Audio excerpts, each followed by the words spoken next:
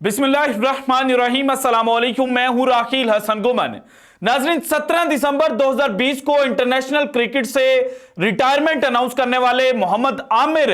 उनके हवाले से पाकिस्तानी क्रिकेट फैंस एक लंबे अरसे से यह उम्मीद लगाए बैठे थे कि आज नहीं तो कल मोहम्मद आमिर जो है वो अपनी रिटायरमेंट वापस लेंगे और वो पाकिस्तानी क्रिकेट फैंस को ये खुशखबरी सुनाएंगे कि जनाब वो पाकिस्तान को रिप्रेजेंट करने के लिए तैयार है। और अब जनाब पाकिस्तान सुपर लीग सीजन 9 के अंदर जहां मोहम्मद आमिर ने कराची किंग्स का साथ छोड़ा है और क्वेटा ग्लैडिएटर्स को ज्वाइन किया है, तो उसके साथ ही जो मोहम्मद आमिर हैं उनकी सोच में भी तब्दीली आ गई है। क्योंकि अगर जनाब मोहम्मद आमिर को क्वेटा ग्लैडिएटर्स ज्वाइन करने से पहले देखा जाए तो मोहम्मद आमिर के बारे में जो पाकिस्तान के बाज क्रिकेटिंग सर्कल्स थे वो ये कहते थे कि जनाब मोहम्मद आमिर जो हैं वो चूंकि आईपीएल 2024 खेलना चाहते हैं, या जब उनको इंग्लिश नेशनैलिटी मिलेगी तो उसके बाद वो इंग्लिश पासपोर्ट के ऊपर इंडियन प्रीमियर लीग के अंदर हिस्सा लेना चाहते हैं। सो इसलिए वो पाकिस्तानी खिलाड़ियों को बैश करते हैं और इसीलिए वो पाकिस्तानी कप्तान बाबर आजम को ट्रोल करते हैं, बाबर आजम के बारे में नेगेटिव रिमार्क्स देते हैं। लेकिन अब पीएसएल 9 में मोहम्मद आमिर ने बाबर आजम के बारे में एक ऐसी स्टेटमेंट दे दी है जिसके बाद पाकिस्तानी क्रिकेट पंडित जो हैं वो हैरानो परेशान हो चुके हैं कि आखिर ये जो मोहम्मद आमिर ने बाबर आजम के बारे में कहा है इसके पीछे की कहानी क्या है। क्या मोहम्मद आमिर रिटायरमेंट वापस लेने जा रहे हैं? क्या मोहम्मद आमिर और बाबर आजम की सुलह हो गई है? और क्या बाबर आजम, जिनके हवाले से क्रिकेटिंग सर्कल्स के अंदर यह बात शुरू हो चुकी है कि चूंकि बाबर आजम की फॉर्म जो है वो इस वक्त एक्स्ट्रा ऑर्डिनरी है और बाबर आजम को पाकिस्तान टीम की कप्तानी मिल सकती है, तो क्या मोहम्मद आमिर बाबर आजम के कंधे के ऊपर बंदूक रखकर जनाब पाकिस्तान टीम के अंदर वापस आने का ख्वाब देख रहे हैं? इस बारे में आज की वीडियो में मैं आपके साथ डिटेल्स शेयर करूंगा। इसके अलावा शाहीन शाह अफरीदी जनाब पाकिस्तान टी20 टीम के कप्तान, जिनकी कप्तानी में पाकिस्तान टीम ने टी20 वर्ल्ड कप 2024 खेलना है और उनको चूंकि दौरे न्यूजीलैंड से पहले टी20 टीम का कप्तान अपॉइंट किया गया था, लेकिन अब पीएसएल सीजन 9 के अंदर जो अब तक 6 मैचेस लाहौर कलंदर्स ने खेले वो 6 के 6 लाहौर हारा जरूर, लेकिन इसमें शाहीन शाह अफरीदी जो है उन्होंने विकेटें हासिल की। लेकिन दूसरे एंड के ऊपर जनाब अब यह कहा जा रहा है कि जो लालच है वो शाहीन शाह अफरीदी को ले डूबी है। वो किस तरह से, ये भी आज के वीडियो में डिटेल्स जो हैं वो मैंने आपके साथ शेयर करनी है। इसके अलावा मोहम्मद रिजवान के हवाले से एक अहम तरीन खबर आई है, यह भी शेयर करूंगा। और जनाब पाकिस्तान क्रिकेट टीम के साबिक कप्तान राशिद लतीफ साहब, जिन्होंने सबसे पहले यह खबर दी थी और पाकिस्तान का जो जनाब मीडिया है उस पर उन्होंने ये इंकिशाफ किया था कि ज़का अशरफ साहब, जो पुराने जनाब मैनेजमेंट कमेटी के चेयरमैन थे, वो बाबर आजम को रिस्पॉन्ड नहीं कर रहे जब Pakistan team ODI world cup 2023 खेलने के लिए भारत गई हुई थी। और बाद में बाबर आजम के जो स्क्रीनशॉट हैं वो एक मखसूस सहाफी के थ्रू लीक करवाए गए थे और उसने बाबर आजम के खिलाफ प्रोपेगेंडा भी किया था, जिसको आप बाखूबी जानते हैं। तो उसी राशिद लतीफ ने अब जनाब जो बाबर आजम को घंटे का किंग कहते थे, उन सब के जो घंटे हैं वो बजाकर रख दिया है। और एक ट्वीट के रिप्लाई में जनाब जो राशिद लतीफ हैं उन्होंने बाबर आजम के दुश्मनों के ऊपर जहां बिजलियां गिराई हैं, वहीं दुनिया क्रिकेट को बताया कि जनाब बाबर आजम किस भला का नाम है। सो वो भी मैंने ट्वीट जो है वो आपके साथ शेयर करनी है। लेकिन सबसे पहले आईपीएल 2024 जिसका 22 मार्च को आगाज होना है और IPL is one of the best leagues, और ये कहा जाए कि IPL is the best league तो ये भी गलत नहीं होगा। उसके हवाले से जनाब आज एक बड़ी अपडेट सामने आई है और भारतीय क्रिकेट बोर्ड ने आज जनाब एक एग्जाम्पल सेट की है और इस एग्जाम्पल के साथ ही बीसीसीआई की जो 2 नंबरी है ना वो भी सामो एक्सपोज होती है। आप इसको जिस मर्जी एंगल से देख लें, आपको एक चीज क्लियर नजर आएगी कि एक जानिब अपनी आईपीएल को कामयाब बनाने के लिए जो भारतीय क्रिकेट बोर्ड है वो आईसीसी को जनाब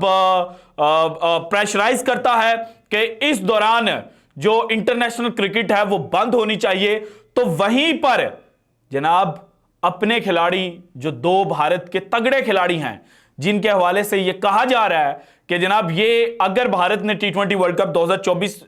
जीतना है तो ये दो खिलाड़ी भारत को जितवा सकते हैं। उनका जो सेंट्रल कॉन्ट्रैक्ट है वो जनाब खत्म कर दिया गया है और नए सेंट्रल कॉन्ट्रैक्ट का चूंकि बीसीसीआई ने जनाब अपडेट दी है, तो उसमें जो लास्ट ईयर सेंट्रल कॉन्ट्रैक्ट में ना सिर्फ अच्छी कैटेगरी में थे बल्कि वो भारत को रेगुलरली जनाब रिप्रेजेंट भी कर रहे थे। और उनमें से एक खिलाड़ी तो ऐसा है जो इंग्लैंड वर्सेस इंडिया सीरीज के अंदर भी जनाब खेल रहा था, मेरी मुराद शिराज सैयद है, उनको भी सेंट्रल कॉन्ट्रैक्ट से बाहर कर दिया गया है। और जो रीजन दी गई है वो बड़ी इंटरेस्टिंग है और ये दुनिया भर के जो क्रिकेट बोर्ड्स हैं उनके लिए एक एग्जाम्पल है कि जनाब आप भारतीय क्रिकेट बोर्ड से डरते हो, आप अपने प्लेयर्स को एनओसी जारी करते हो, हालांकि आपकी जनाब जो सीरीज हैं इंपॉर्टेंट सीरीज वो चल रही होती हैं या फिर आपके यहां जो डोमेस्टिक टूर्नामेंट्स हैं वो चल रहे होते हैं, लेकिन आप भारतीय क्रिकेट बोर्ड से डर कर जो अपने प्लेयर्स हैं उनको वहां पर भेजते हो। लेकिन वहीं भारतीय क्रिकेट बोर्ड जो है वो आईपीएल 2024 के लिए जिन खिलाड़ियों ने डोमेस्टिक क्रिकेट खेलने से इनकार किया था उनको कह रहा है कि जनाब हम आपको एज अ एग्जाम्पल सेट करते हैं और ईशान किशन और शिराज सैयद इन दोनों को जनाब जो अब भारतीय क्रिकेट बोर्ड है उन्होंने सेंट्रल कॉन्ट्रैक्ट नहीं दिया। सो इसी चीज से जनाब जो बाकी क्रिकेट बोर्ड्स हैं उनको एग्जाम्पल लेनी पड़ेगी और अपने खिलाड़ियों और अपनी क्रिकेट जो है उसको अगर आपने परवान चढ़ाना है तो फिर आपको बीसीसीआई की तर्ज पर जो जनाब सख्त स्टांस है वो लेना पड़ेगा ताकि इंटरनेशनल क्रिकेट भी फले फूले और आपकी डोमेस्टिक क्रिकेट जो है वो भी आगे बढ़े। क्योंकि एक जानिब बीसीसीआई ये चाहता है कि आईपीएल ऊपर जाए, लेकिन दूसरी जानिब वो ये भी चाहता है कि जनाब उनके जो खिलाड़ी हैं वो उनको आंखें ना दिखाएं, इसीलिए उन खिलाड़ियों को जो सेंट्रल कॉन्ट्रैक्ट है वो नहीं दिया गया। अब आते हैं जनाब जो पाकिस्तान में चल रहा है। सबसे पहले राशिद लतीफ की जनाब जो ट्वीट है उससे मैं आगाज करूंगा। राशिद लतीफ साहब जो हैं वो बड़े बोल्ड किस्म की जो स्टेटमेंट्स हैं वो देते हैं और बाबर आजम के दुश्मनों के हवाले से वो गाहे बगाहे हमें आगाह भी करते रहे हैं। और अब जनाब एक जो क्लिप है वो बहुत ज्यादा वायरल हो रहा है। क्रिकेट पाकिस्तान जो एक्सप्रेस न्यूज का जनाब एक वेबसाइट भी है और उसके अलावा यूट्यूब चैनल भी है, वहां पर जनाब मुश्ताक अहमद साहब का एक इंटरव्यू था सलीम खालिक साहब के साथ, जहां पर मुश्ताक अहमद साहब ये बात कर रहे थे कि बाबर आजम ने चूंकि 4 साल पाकिस्तान क्रिकेट टीम की कप्तानी की और उसके बाद जनाब 6 माह जो पिछले गुजरे हैं बाबर आजम के वो कुछ अच्छे नहीं थे और मेंटली बाबर आजम बहुत ज्यादा डिस्टर्ब थे। सो इसलिए उनको रेस्ट लेनी चाहिए थी और पीसीबी और जो कमेटी है जनाब उसको ये चाहिए था कि बाबर आजम को कॉन्फिडेंस देते, उनको कहते कि जनाब आप रेस्ट करें, आप अपनी फैमिली के साथ टाइम स्पेंड करें और बाद में आप कम बैक करें और वहां पर आप आकर छा जाएं। सो इस क्लिप के अगेन वायरल होने के बाद, क्योंकि ये 2 जनवरी का क्लिप है जब पाकिस्तान पहले 2 टेस्ट मैचेस खेल चुका था और वहां पर बाबर आजम की जो कारकर्दगी है वो कुछ अच्छी नहीं थी, तो राशिद लतीफ साहब ने अब उसी क्लिप के नीचे लिखा है आराम नहीं कर रहा है लेकिन जीना हराम कर रहा है। अब बाबर आजम के पीएसएल सीजन 9 को देखा जाए तो अब तक जनाब इन्होंने 5 मैचेस खेले और 5 मैचेस खेलकर एक दफा नॉट आउट रहे और जो रन इन्होंने स्कोर किए हैं वो है हाईएस्ट। अभी तक पीएसएल का जो हाईएस्ट रन स्कोरर है वो पाकिस्तान का साबिक कप्तान बाबर आजम है जिसने 330 रन स्कोर किए हैं और इन 330 रन में एक दफा सेंचुरी उन्होंने बनाई, 2 दफा 50 जो है वो स्कोर की, एवरेज है इनकी 82.5 और स्ट्राइक रेट है 151.37 का। और जिन 2 मैचेस के अंदर बाबर आजम सेंचुरी स्कोर नहीं कर पाए उनमें 50 प्लस रन स्कोर नहीं कर पाए, उन 2 मैचेस में जो बाबर आजम का स्कोर है वो है लाहौर कलंदर्स के खिलाफ 48 और मुल्तान सुल्तान्स के खिलाफ 31, मुश्किल विकेट के ऊपर 31 बाबर आजम ने स्कोर किए थे। और उस वक्त भी जो क्रिकेट पंडित्स हैं वो बड़े जनाब हैरान हुए थे कि बाबर आजम ने जो पॉजिटिव इंटेंट अब शो करना शुरू किया, जो अपने जनाब कंफर्ट जोन से बाहर निकलकर और जो अनऑर्थोडॉक्स शॉट्स हैं वो खेलना शुरू किए हैं, तो बाबर आजम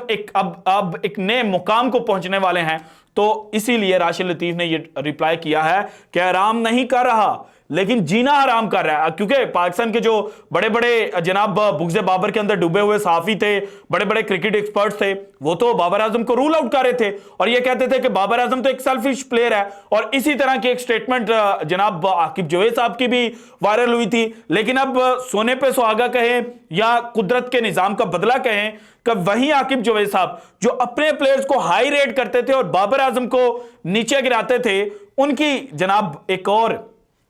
स्टेटमेंट वायरल हो रही है जिसमें लाहौर कलंदर्स जब 6 मैच हारता है तो वो कहते हैं कि जनाब Shaheen Shah Afridi is fighting alone, we cannot win matches when only Shaheen is performing for us, we were very poor against Multan Sultans, there is no justification and nothing worked. तो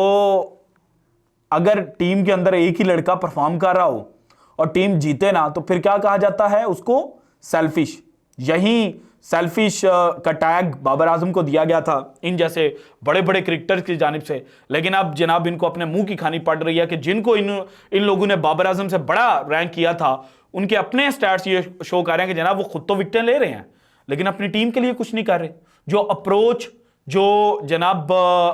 खिलाड़ियों को ग्राउंड के अंदर लड़ाया जा रहा है वो ऐसे नजर आ रहा है कि जैसे कप्तानी आती ही नहीं है,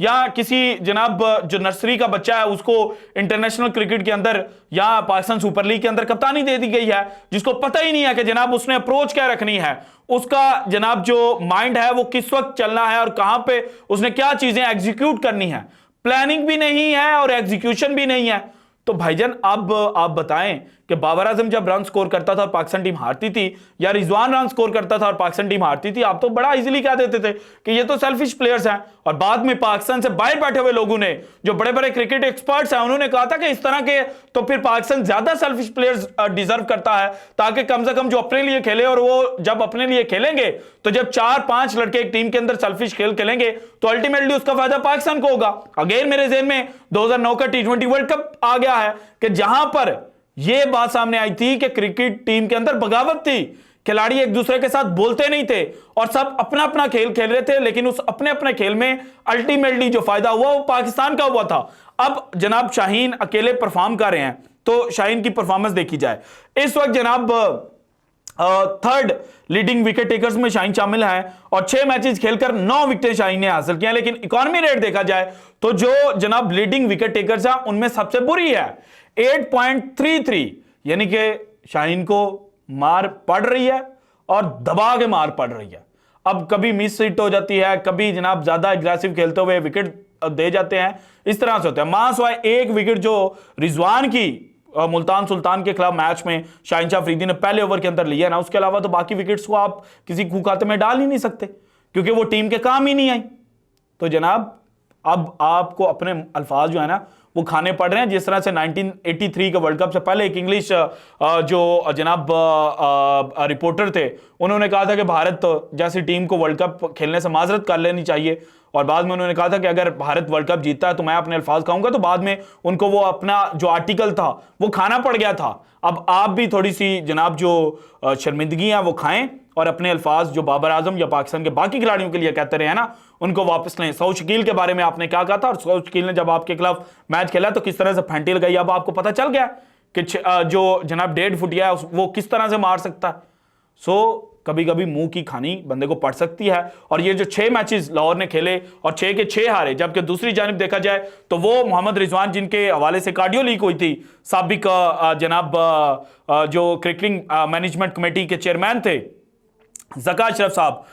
उन्होंने कहा था कि वो उसका ताल्लुक भी साया ग्रुप से है। तो अब वही रिजवान जो है वो उसने कप्तानी के अंदर तो शाहीन शाह अफरीदी को कहीं पीछे छोड़ दिया है, और पाकिस्तान के क्रिकेट पंडित ये कह रहे हैं कि जो रिजवान है उसको कप्तानी दी जाए। अगर आपने बाबर को वापस कप्तान नहीं बनाना तो फिर रिजवान से बेहतर इस वक्त क्रिकेटिंग माइंड नहीं है पाकिस्तान क्रिकेट के अंदर। सो जनाब अब आपके शाहीन शाह अफरीदी निकल रहे हैं और रिजवान साहब जो हैं उनकी जनाब अगर PSL के फौरन बाद नहीं तो मुझे लगता है कि न्यूजीलैंड के खिलाफ जो पाकिस्तान ने सीरीज खेलनी है और अगर उसमें पाकिस्तान परफॉर्म नहीं करता तो फिर शाहीन शाह अफरीदी की कप्तानी चले जाएगी और T20 वर्ल्ड कप में शाहीन पाकिस्तान टीम के कप्तान नहीं होंगे। सो शाहीन को जो अप्रोच है वो बेहतर करनी पड़ेगी, और अगर अकल के अंधे बन के अपने जो इस तरह के कोचेज हैं उनके पीछे लग के चीज़ें खराब करेंगे, लालच में आएंगे, तो फिर आप अल्टीमेटली अपनी क्रिकेट को ही तबाह करेंगे। इससे ज़्यादा आप कुछ नहीं कर सकते। अब आते हैं जनाब जो मोहम्मद आमिर की स्टेटमेंट है। मोहम्मद आमिर साहब ने बाबर आजम की तारीफ की है, और तारीफ बाबर आजम की उन्होंने जनाब कोई खुल खिलाकर नहीं की, बल्कि वो मजबूर हुए। ये नहीं है जिस तरह से वो आंखें बंद करके कह देते हैं कि विराट कोहली की शॉट मुझे बड़ी अच्छी लगती है, मुझे जनाब रोहित शर्मा का जो पुल शॉट है वो बड़ा अच्छा लगता है। यानी कि जहां जहां पाकिस्तानी प्लेयर का मुकाबला किसी इंडियन से होगा वो इंडियन को हाई रेट करेंगे। लेकिन अब बाबर आजम ने जो 111 रन इस्लामाबाद यूनाइटेड के खिलाफ स्कोर किए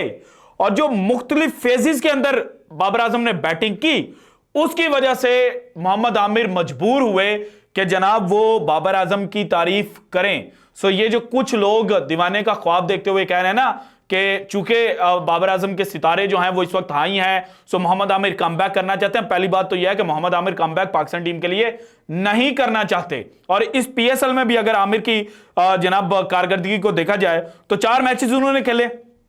इन 4 मैचेस में 16 ओवर उन्होंने फेंके, 138 रन उनको पड़े, 8.62 की उनकी इकॉनमी है, और सिर्फ विकेटें उनके जो खाते में आई वो 4 विकेटें हैं। सो जनाब अगर आपने चांस देना है, आप चाहते हैं कि तगड़ा लड़का आए, तो फिर मोहम्मद अली को चांस दें। इस तरह से नहीं चल सकता कि मोहम्मद आमिर के, चूंकि हम फैन हैं, हमने 2010 में उनको देखा हुआ है, 2009 के T20 वर्ल्ड कप में देखा हुआ है, 2017 की चैंपियंस ट्रॉफी में देखा हुआ है, या फिर CPL 2022 के अंदर उनकी परफॉर्मेंस देखी हुई है, और 2023, तो हम उसी बिना पे कहेंगे मोहम्मद आमिर वापस आ जाए। सो जनाब डोमेस्टिक के लड़के जो हैं उनको रिस्पेक्ट देनी पड़ेगी, और मेरा नहीं ख्याल कि मोहम्मद आमिर जो है वो पाकिस्तान टीम में कमबैक करना चाहते हैं, और ना ही उन्होंने जो बाबर आजम की तारीफ की है वो इसलिए की है कि बाबर आजम की तरफ जो दोस्ती का हाथ है वो बढ़ाया जा सके। हालांकि उन्होंने ये बात की कि बाबर के साथ उनका कोई पर्सनल ग्रज नहीं है, कोई जाती दुश्मनी नहीं है, और अगर बाबर इसी तरह से पाकिस्तान टीम के लिए भी खेलेंगे तो उनको ज्यादा खुशी होगी। सो राइट नाउ मुझे लगता है कि आमिर जो है वो बाबर आजम की जो एक्स्ट्राऑर्डिनरी इनिंग थी उसकी वजह से तारीफ करने पर मजबूर हुए हैं, इसके अलावा कुछ भी नहीं है, और मोहम्मद आमिर पाकिस्तान टीम के लिए कमबैक नहीं करे। So this is it from today's episode. अगर आपको वीडियो पसंद है तो लाइक कीजिएगा, ज्यादा से ज्यादा शेयर कीजिएगा, अपनी कीमती राय का इजहार लाजमी कीजिएगा, और अगर आपने अभी तक चैनल को सब्सक्राइब नहीं किया तो कर दें। शुक्रिया, अल्लाह हाफिज।